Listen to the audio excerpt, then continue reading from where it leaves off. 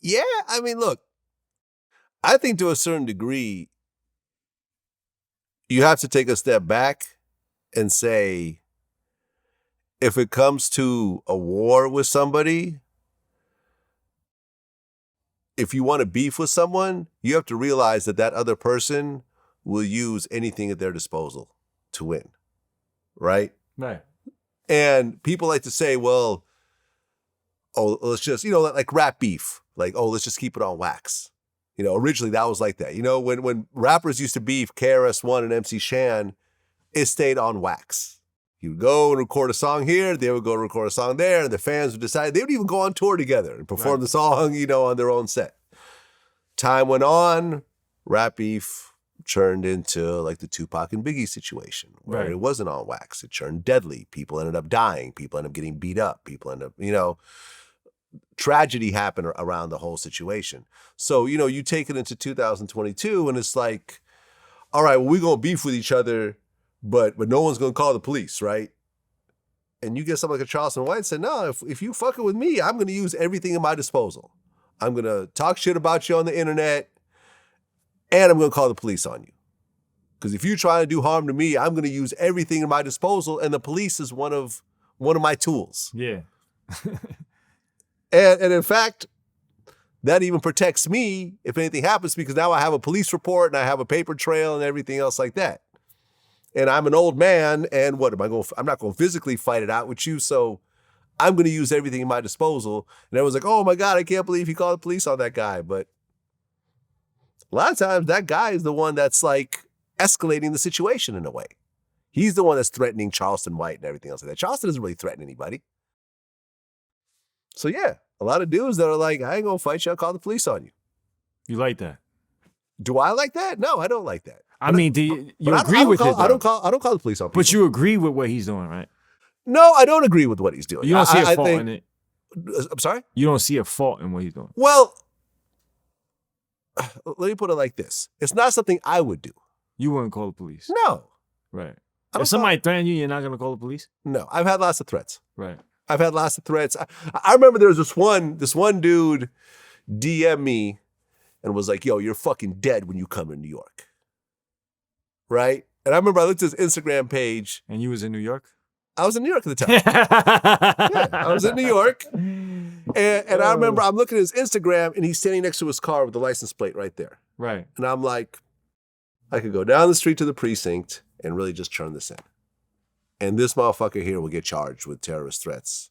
Uh-huh. And depending on what his background is, he might go to prison. Terrorist threats? Why terrorist threats? Well, you're threatening to kill somebody. Was it terrorist threats? That's technically considered a terrorist threat. No, I know it sounds crazy when you say it, but essentially a terrorist threat is, I'm gonna hijack a plane, or I'm gonna fucking like a terrorist threat legally is threatening to kill or seriously hurt somebody. So what's the difference between a regular threat and a terrorist threat? However you want to say threat. You want to just call it a threat? You want to just call it a threat? We can call it a threat. Well, I'm just saying, I just didn't understand. Terrorist kind of brings it a little bit like higher up. Okay, fine. Right? Well, however you want to define it, I don't know what the legal term is. I always thought it was called like a general term was terrorist threat. Maybe I'm wrong.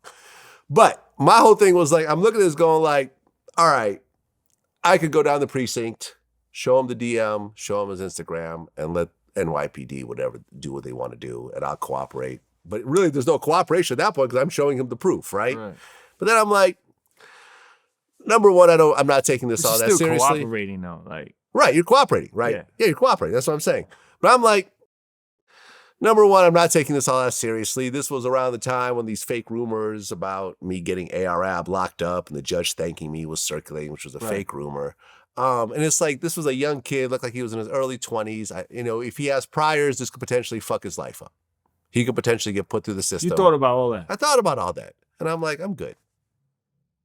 Just have a bodyguard.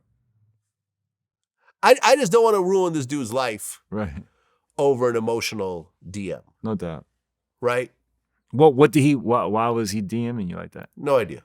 Like I said, this was around the time that these fake rumors, I was trending because there was a fake article where it said like the judge thanks DJ Vlad for helping to convict ARAB. It has a picture of some white judge and ARAB next to him in a publication that really has never properly existed. It was like, it wasn't like an actual established publication. It was some little blog that no one had heard of.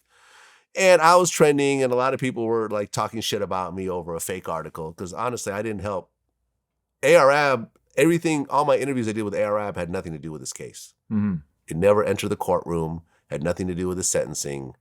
He had a snitch that was around him that cooperated against everybody. Mm-hmm. And then when it got down to it, to the actual sentencing, I remember, we had a lawyer, Mo Gangat, talk about this case.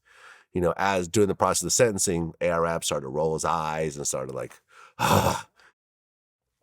just act disrespectfully to the judge, and the judge took offense to it and even mentioned in the sentencing, it seems that you are not respectful of this courtroom and you don't really, take this situation seriously. And he like threw the book at him, gave him like 30 years. Mm-hmm. Even the lawyer was like, if that was my client, I would ask the judge for a recess, pull him aside and say, listen, I know you're upset, but keep it together for the next 15 minutes because this is going to affect the rest of your life. But it was what it was. But yeah, man, like I've had situations where I'm like, man, fuck this dude. But it's like, I'm going to press charges against him and call the police on him. Like, I'm not going to do that shit. Now, if an actual crime was committed, then yeah. I would. Like, if my house got broken into and my family was assaulted or whatever, then yeah, I would absolutely call the police. And I would testify and I would get on the stand and the whole thing. But the type of shit that Charleston is calling the police on people for, I would absolutely not do. Is it like, I seen that he called the police on somebody that said he couldn't go back to Atlanta or whatever. Was that real? Is that real? I think so, yeah. You think so? I think he actually, and I think the dude actually got arrested. Yeah. Yeah, I think he actually got arrested. And then Charleston White is crazy.